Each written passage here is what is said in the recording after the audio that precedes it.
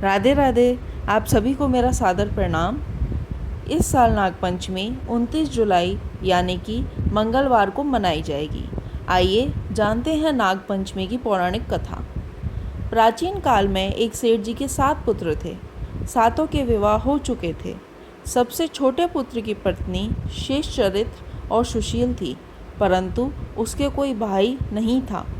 एक दिन बड़ी बहू ने घर लीपने को पीली मिट्टी लाने के लिए सभी बहुओं को साथ चलने को कहा, तो सभी खुरपी लेकर मिट्टी खोदने लगीं। तभी वहाँ एक सर्प निकला, जिसे बड़ी बहू खुरपी से मारने लगी।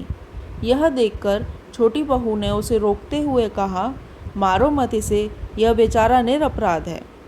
यह सुनकर बड़ी बहू ने उसे नहीं मारा। तब सर्प एक ओर जाकर बैठा।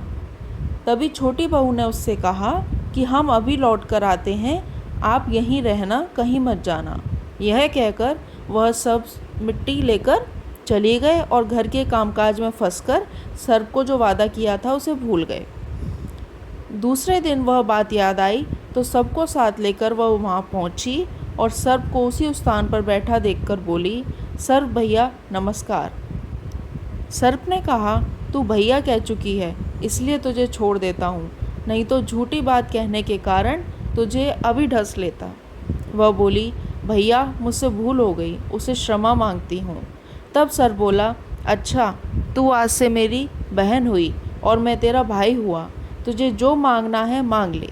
वह बोली, भैया मेरा कोई नहीं है, अच्छा हुआ जो तू मेरा भाई बन गया।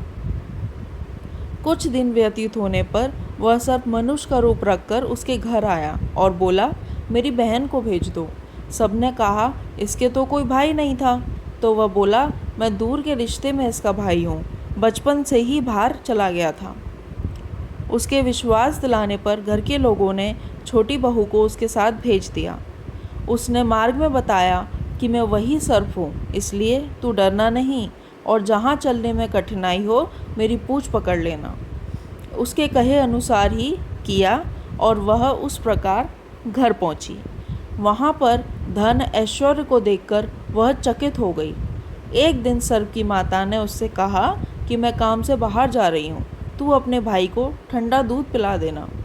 उसे यह बात ध्यान न रही और उसने गर्म दूध पिला दिया, जिससे कि सर्प का मुंह जल गया। यह देखकर सर्प की माता बहुत क्रोधित हुई, परंतु सर्प के समझाने पर शांत हो गई। तब सर्प ने कहा कि बहन को अब उसके घर भेज देना चाहिए। तब सर्प और उसके पिता ने उसे बहुत सारा सोना, चांदी, जवाहरात, वस्त्र, भूषण आदि देकर उसके घर पहुंचा दिया। इतना ढेर सारा धन देखकर बड़ी बहू ने ईर्ष्या से कहा, भाई तो बड़ा धनवान है, तुझे तो उससे और भी धन लाना चाहिए। सर्प ने यह वचन सुना तो सभी वस्तुएं सोने की लाकर दे दी। यह देखकर बड़ी बहू ने कहा, इसे झाड़ने की झाड़ू पे सोने की होनी चाहिए। तब सर्प ने झाड़ू को भी सोने की लाकर रख दी। सर्प ने छोटी बहू को हीरे मणियों का एक अद्भुत हार दिया था। उसकी प्रशंसा उस देश की रानी ने भी सुनी और वह राजा से बोली कि सेठ की छोटी बहू का हार यहाँ आना चाहिए। राजा ने मंत्री को हुक्म दिया और उससे वह हार लेकर शीघ्र उपस्थित हो। मंत्री ने सेठ जी को लाकर कहा कि महारानी जी छोटी बहू का हार पहनेंगी, वह उससे लाकर मुझे दे दो। सेठ जी ने डर के कारण छोटी बहू से हार मांगकर दे दिया। छोटी बहू को यह बात बहुत बुरी लगी। उसने अपने सर्व भाई को याद किया और आने की प्रार्थना की। भैया रानी ने हार छीन लिया है, तुम कुछ ऐसा करो कि जब वह हार उसके गले में रहे तब के लिए सर्प बन जाए और मुझे लौटा कर दे दो, तो वो हार हीरे और मणियों का हो जाए। सर्प ने ठीक वैसा ही किया। जैसे ही रानी ने हार पहना वैसे ही वह सर्प बन गया। यह देखकर रानी चीख पड़ी और रोने लगी। यह देखकर राजा ने सेठ के पास खबर भेजी कि छोटी बहू को तुरंत भेजो। सेठ जी डर गए कि राजा ने ना जाने क्या करेगा। वे स्वयं छोटी बहू को साथ लेकर उपस्थित हुए। राजा ने छोटी बहू से पूछा, तूने क्या जादू किया है, मैं तुझे दंड दूंगा। छोटी बहू बोली, राजन क्षमा कीजिए, यह हार ही ऐसा है कि मेरे गले में हीरो और मणियों का रहता है और दूसरे के गले में सर बन जाता है। यह सुनकर राजा ने वह सर्प बना हार उसे देकर कहा, अब पहन कर दिखाओ।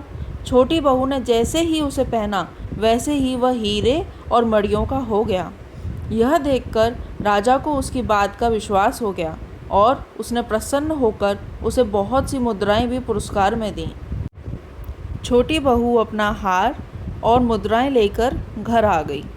उसके धन को देखकर बड़ी बहू ने ईर्ष्या के कारण उसके पति को सिखाया कि छोटी बहू के पास कहीं से धन आया है। यह देखकर उसके पति ने अपनी पत्नी को बुलाकर कहा, ठीक ठीक बता कि यह धन तुझे कौन देता है। तब वह सर्प को याद करने लगी।